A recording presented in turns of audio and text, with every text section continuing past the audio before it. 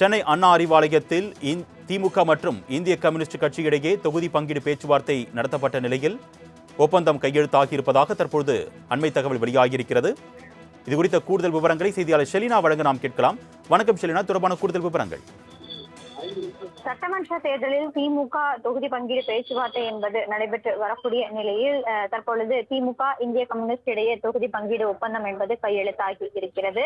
முதலமைச்சர் மு.க.ஸ்டாலின் தலைமையில் இந்திய கம்யூனிஸ்ட் கட்சியின் மாநில செயலாளர் வீரபாண்டியன் ஆகிய தலைமையிலான இந்த பேச்சுவார்த்தையில் இறுதி செய்யப்பட்டு இன்று இந்த ஒப்பந்தம் என்பது கையெழுத்தாகி இருக்கிறது. முதலமைச்சர் மற்றும் வீரபாண்டியன் ஆகியோர் இந்த ஒப்பந்தத்தில் கையெழுத்திட்டிருக்கிறார்கள். குறிப்பாக ஏற்கனவே 3 கட்ட பேச்சுவார்த்தை என்பது நடந்திருந்த நிலையில் இன்று பேச்சுவார்த்தைக்கு அழைத்திருந்தார்கள். பேச்சுவார்த்தைக்கு முன்னதாகவே ஒப்பந்தம் என்பது கையெழுத்தாகி இருக்கிறது. 5 தொகுதிகள் வழங்க இருப்பதாகவும் தகவல் என்பது வெளியாகி இருக்கிறது.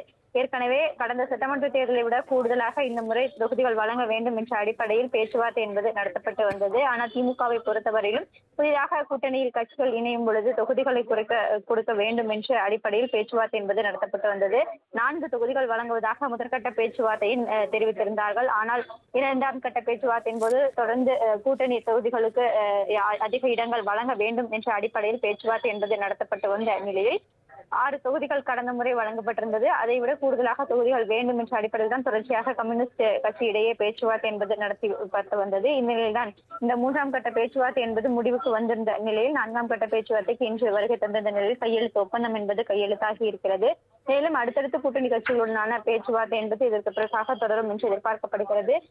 தற்போது வரையிலும் 5 தொகுதிகள் ஒதுக்கப்படுவதற்கான வாய்ப்புகள் இருப்பதாக கூறப்படுகிறது. அந்த ஒப்பந்தம் என்பது முதலமைச்சர் முன்னிலையில் கையெழுத்தாகி இருக்கிறது. எண்ணிக்கை அடிப்படையில் ஒப்பந்தம் என்பது கையெழுத்தாகி இருக்கிறது. அடுத்து என்னென்ன தொகுதிகள் வழங்க இருக்கிறார்கள் என்பது தொடர்பான விவரங்கள் என்பது அடுத்தடுத்த பேச்சுவார்த்தையில் தெரிவிப்பாகி எதிர்பார்க்கப்படுகிறது. தற்பொழுது எண்ணிக்கை அடிப்படையில் மட்டுமே ஒப்பந்தம் என்பது கையெழுத்தாகி இருக்கிறது. 5 தொகுதிகள் ஒதுக்கீடு செய்யப்பட்டிருப்பதாகவும் தகவல் என்பது வெளியாகி இருக்கிறது. செய்தியாளர்களை சந்திக்கும் பொழுது எத்தனை தொகுதிகள் ஒதுக்கீடு செய்யப்பட்டிருப்பதற்கான தகவல் என்பது வீரபாண்டியன் தெரிவிப்பார் என்று எதிர்பார்க்கப்படுகிறது. இதனால்தான் இந்த பேச்சுவார்த்தை என்பது முடிவுக்கு வந்திருக்கிறது. அடுத்தடுத்து இந்திய கம்யூனிஸ்ட் தொடர்ந்து மார்க்சிஸ்ட் கம்யூனிஸ்ட் அதே போல மக்கள் நீதி மையம் உள்ளிட்ட கட்சிகளும் இன்று பேச்சுவார்த்தைக்கு வர இருப்பதாக கூறப்படுகிறது. இன்று மாலைக்குள்ளாக ஓரிரு கட்சிகளுக்கான உடன்பாடு எட்டப்பட்டு எண்ணிக்கை அடிப்படையில் கையெழுத்து என்பது ஆகும் என்று தெரிவிக்கப்பட்டிருக்கிறார்கள். இந்திய கம்யூனிஸ்ட் திமுக இடையே தொகுதி உடன்பாடு ஒப்பந்தம் கையெழுத்தாகி இருக்கக்கூடிய நிலையில் எத்தனை தொகுதிகள் வழங்கப்பட்டிருக்கிறது என்பது தொடர்பான எண்ணிக்கையை செய்தியாளர் சந்திப்பின் வாயிலாக வீரபாண்டியன் தெரிவிக்க இருக்கிறார். 5 தொகுதிகள் ஒதுக்கீடு செய்யப்பட்டிருப்பதாகவும் தகவல் வெளியாகி இருக்கிறது.